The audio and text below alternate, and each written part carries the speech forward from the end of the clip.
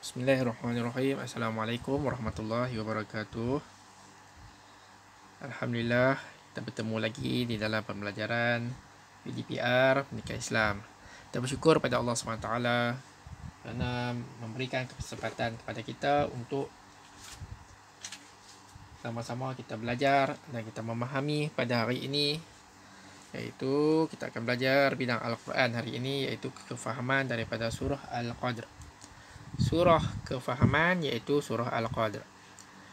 Jadi murid-murid boleh buka buku teks di halaman 19, pelajaran 2, surah kefahaman iaitu surah Al-Qadr.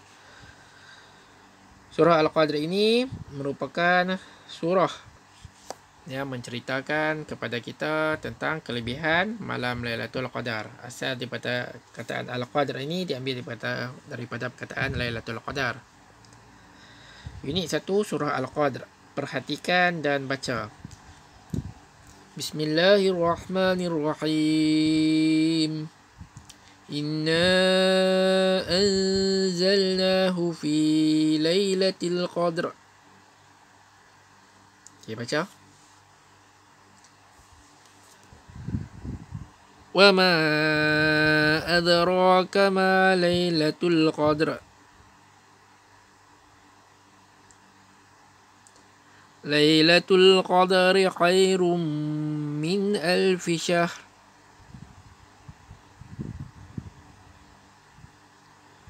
Tanazzalul malaikatu warruhu fiha biizni rabbihim min kulli amr. Salamun hiya hatta matla'il fajr. Itu pengenalan surah ini. Surah Al-Qadar ini mengandungi 5 ayat. Surah ini merupakan surah yang ke-97 dan diturunkan di Mekah. Ada 5 ayat, 97 surah yang ke-97 diturunkan di Mekah. Surah ini dinamakan Al-Qadr kerana kandungan membicarakan kehebatan dan kemuliaan malam Lailatul Qadar. Jadi menceritakan kepada kita kelebihan-kelebihan yang ada pada malam Lailatul Qadar. Seterusnya, para malaikat dan Jibril turun pada malam Lailatul Qadar dengan membawa keberkatan dan kebajikan kepada hamba-hamba Allah yang mukmin dan soleh. Jadi pada malam Lailatul Qadar itu malaikat turun, dia turun ke atas muka bumi ini, dia mencari hamba-hambanya yang soleh. Itu hamba-hamba Allah yang beriman pada Allah, yang melakukan amal ibadat di malam tersebut untuk diberikan, diangkatkan amalannya untuk Allah SWT memberi gandaan pahala kepada hamba-hambanya yang soleh, yang beribadah. Itu adalah kelebihan surah Al-Qadr. Jadi surah ini banyak dibaca pada bulan Ramadan. Khususnya bulan Ramadan itu diturunkan malam Lailatul Qadar, yang mana malam Lailatul Qadar itu adalah malam yang diumpamakan lebih baik daripada 1000 bulan. Jadi ibadah pada malam, siapa yang mendapat malam Lailatul Qadar itu diibaratkan ibadahnya digandakan pahala seumpama dia beribadah 1000 bulan. Besar ganjaran pahala di malam Lailatul Qadar. Sekarang kita tengok pula apakah isi ataupun tafsiran daripada surah tersebut. Baca dan fahami. Bismillahirrahmanirrahim. Inna anzalnahu fi lailatul qadr. Sesungguhnya kami telah menurunkan Al-Quran pada malam Lailatul Qadar. Kami ini siapa? Allah Subhanahu Wa Taala. Jadi Allah Subhanahu Wa Taala dia menggunakan kata ganti diri sebagai kami. Dia tak kata sebagai saya. Menunjukkan Allah Subhanahu Wa Taala mempunyai sifat-sifat yang kebesaran. Wa ma adraka ma Lailatul Qadr. Maksudnya, dan bagaimanakah engkau mengetahui tentang kebesaran malam Lailatul Qadar? Maksudnya Allah SWT ni dia bagi tahu kepada Nabi Muhammad SAW, kepada umat dia. Bagaimana kita nak tahu apakah bagaimanakah engkau mengetahui tentang kebesaran malam Lailatul Qadar? Kita tak tahu apakah yang hebatnya malam tersebut. Jadi Allah SWT dia jawab balik. Yang ni dia bertanya, wa ma adra. Dan apa yang kamu ketahui lah tentang malam tersebut. Jadi ni jawapannya, Lailatul Qadri khairum min alfi syahr. Malam Lailatul Qadar itu ialah malam Lailatul Qadar itu lebih baik daripada 1000 bulan. Maksudnya diumpamakan kita beribadat. Seumpama mendapat 1000 bulan gandaan pahala dia. Banyak 1000 bulan berapa tahun? Cuba kali tengok 1000 bulan. Kali dengan 12 berapa tahun? Setahun 12 bulan. 80 tahun lebih rasanya. Seterusnya, tanazzalul malaikatu warruhu fiha biizni rabbihim min kulli amr. Pada malam itu turunlah para malaikat dan Jibril dengan izin Tuhan mereka kerana membawa semua perkara yang ditakdirkan berlaku pada tahun berikut.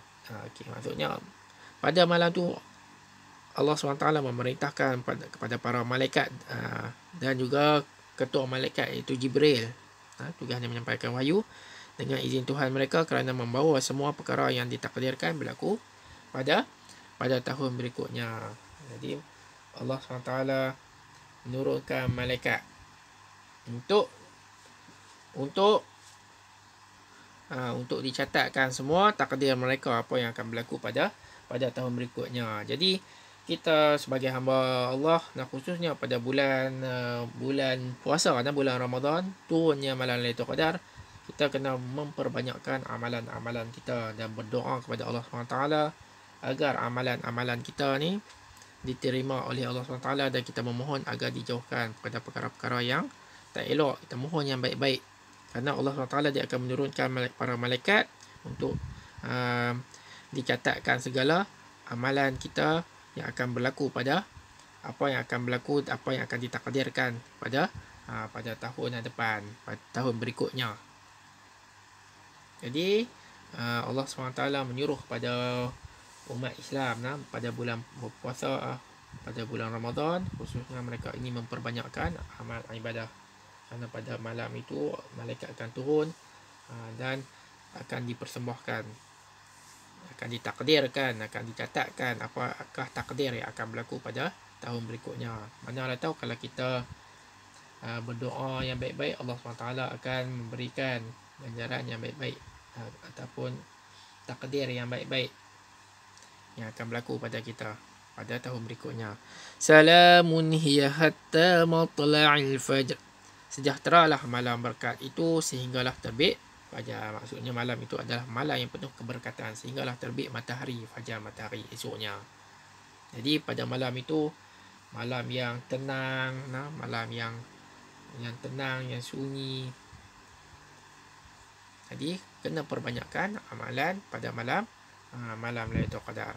Kita tak tahu malam Lailatul Qadar ni dia akan turun pada 10 malam yang terakhir. Dan dikhabarkan pada malam Lailatul Qadar ini berlaku pada malam-malam yang ganjil. Seterusnya muka surat 21, baca dan hayati intisari surah Al-Qadr. Surah Al-Qadr ataupun Al-Qadar menjelaskan keistimewaan malam Lailatul Qadar. Antara keistimewaannya ialah yang pertama, Allah menurunkan Al-Quran kali pertama pada malam Lailatul Qadar. Jadi Al-Quran itu diturunkan pada malam Lailatul Qadar. Al-Quran ni banyak tahun dia turun 23 tahun. Al-Quran ini diturunkan. Ada yang diturunkan di Mekah, ada yang diturunkan di Madinah. Jadi untuk kali pertama Al-Quran itu turunnya pada malam Lailatul Qadar di Gua Hira. Sebenarnya Allah menyuruh manusia menghayati kebesaran malam Lailatul Qadar.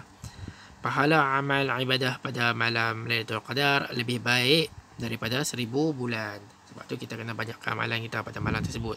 Para malaikat turun mengelilingi majlis ilmu sebagai tanda penghormatan kepada pecinta ilmu pada malam tersebut.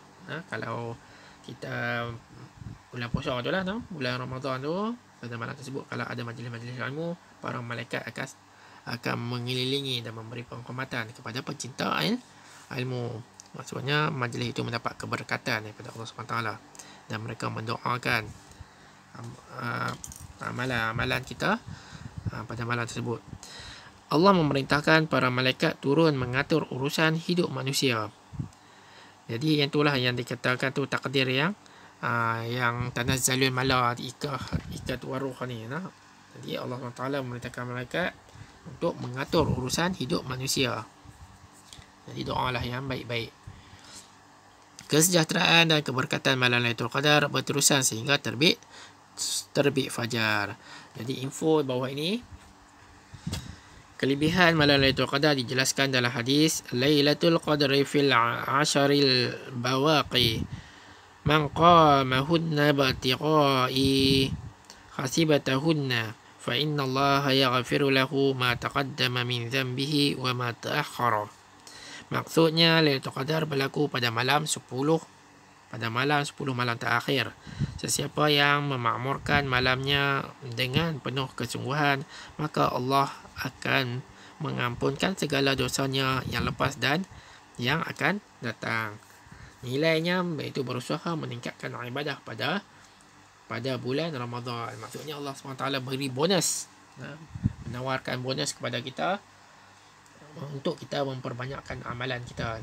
Diibaratkan macam kita lah ni, kita masuk pasar raya, semua barang jual murah-murah. TV harga RM1, peti ais pun harga RM1 je. Jadi kalau kita tak beli, memang kita rugi. Kita lalu saja tu, kita keluar kedai, kita tak beli kedai barang tersebut. TV RM1, peti ais RM1, iPhone pun harga RM1, semua RM1. Jadi tawaran kedai tu menawarkan harga yang murah, kita tak pergi beli, kita amat rugi. Bukan senang iPhone 12 Pro Max lah ni harga RM6,000. TV pun 55 inci tu pun harga RM2-3,000. Peti ais pun harga RM3-4,000. Jadi itulah ibaratnya tawaran Allah kepada kita. Cuma kita tak nampak saja apa yang berlaku di atas dunia. Sebab apa? Kita, Allah SWT dia suruh percaya, suruh beriman.